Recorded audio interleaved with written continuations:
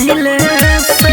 अरे पागल बड़ा सुना हमारा चीज धारावाही कुछ करी तो हर करे जगह है फटे घड़ी घड़ी। हाय सुन अब कहाँ लगावलो तुम्हारा का। सुना बोलो एगो राज के बात सुनो ए लड़का, जब से नाच लगनी तब से भइल बड़का।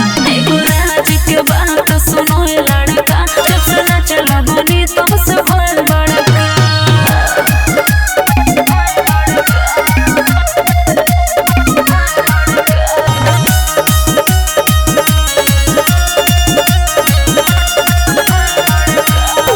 बोलो ना कैसे भूला भूला हो गई, जवानी फूला फूला हो गई।